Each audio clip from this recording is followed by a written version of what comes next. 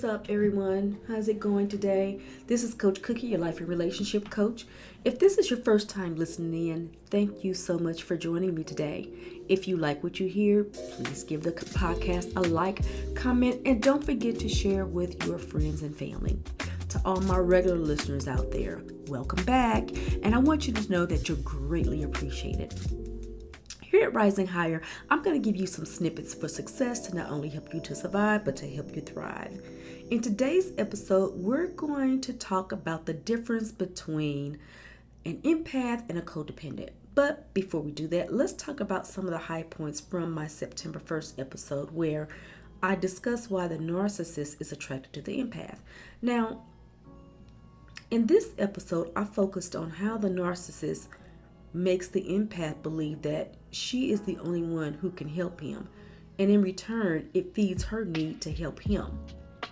So the empath provides the narcissist with the emotional stability that he wants and that he needs.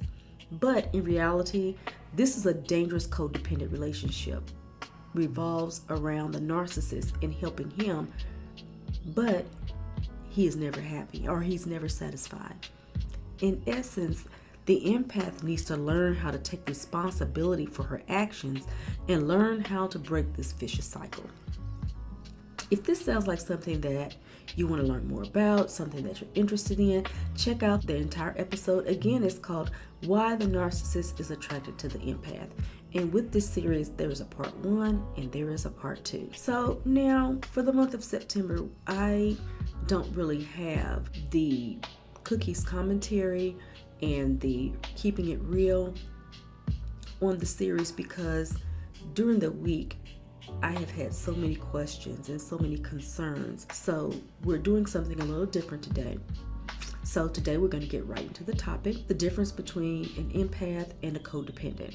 So in reality, believe it or not, during this time period, there is this awakening happening in the world, and a lot of people are experiencing things that sometimes they don't really understand. So a lot of times there's often confusion, especially with things that are similar, but really not the same. So the empaths and the codependents kind of fall into this category. So while there are some similarities, they are general differences also.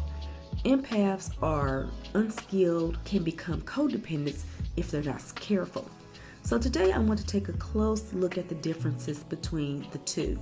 Now, empaths are people who are literally able to feel the emotions of others. They are the opposite of the narcissist. So they are nurturing, they're caring, they're sensitive. Empaths are often able to tell right away if someone is sad or if they're hiding something. Now, one of the biggest differences between the empath and the codependent is in the goals and driving forces. Now, the driving force of the codependent is often fear. Empaths are generally able to communicate their feelings and boundaries clearly. Codependents have trouble with this because they fear the other person's reactions and the possibility of their approval or love being taken away from them as a result of not doing what the other person wants them to do.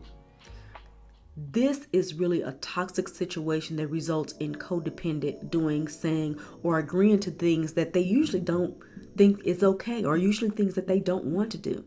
So now let's take this a step further. We can see that there are a few similarities between codependents and empath. Both are very sensitive to the feelings and needs of others. Both are caretakers. And both are what we would consider helpers, but there's one big difference. Codependency is destructive and harmful to a person and their relationships. Empathy is the exact opposite. There are also other differences that we can look at. One of these differences is that empaths generally have healthy, strong boundaries between themselves and other people. Codependent people generally do not. Boundaries are necessary in order to protect ourselves from unhealthy interactions or being engulfed by another person's personality and losing our self-identity. But codependents have a large amount of trouble with this. Another difference is how they process another person's feelings and behaviors. An empath will read the behavior and offer insight if needed or asked, and they won't take it personal. It won't affect them personally. A codependent will feel responsible for the other person's feelings or behavior. They are often unable to say no to things and have trouble separating their feelings from the other person's feelings. This is because of their difficulty with boundaries. When there are no boundaries in place, there is no buffer between self and the other person. So, codependents often suffer from self-image and self-esteem problems. They may believe someone would not love or like them if they don't sacrifice and do what they need to do to make that other person happy. They may feel that they have no value without that other person. So they do some things that they even may not think they really want to do it. Again, this is a sign of a wound that needs to be healed. Approval and validation from others should not be so important that a person will cause themselves harm to get it. The goals of the two personalities are different as well. Empaths are generally interested in healing and helping others, whereas codependents are interested in having their own needs met because they can't do it themselves. The empath's end goal is generally to help, whereas the codependent's end goal is to be loved. Codependents often believe that their goal is to help, but we can see the true goal in the way the codependents often support or enable behavior that actually hurts the other person, such as giving a drug addict money or making excuses for a partner's dangerous, risky behavior.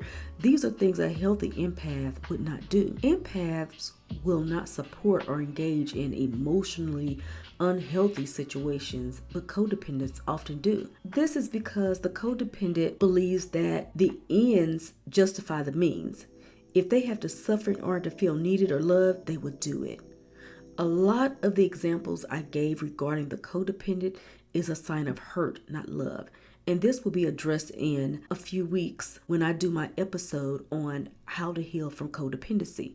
You won't want to miss it. I pray that this message resonates with my listeners. And of course, I would love to hear your ideas or input on this topic. For any of my listeners out there that's struggling as a codependent, we may need to talk. Hit me up at heycoachcookie@gmail.com so we can see if you can benefit from coaching. If you have any questions that you would like for me to answer, or if you have a topic that you would like for me to do an episode on, please let me know. This is Coach Cookie reminding you to love yourself first as we rise higher together. Be blessed, and I'll talk to you soon.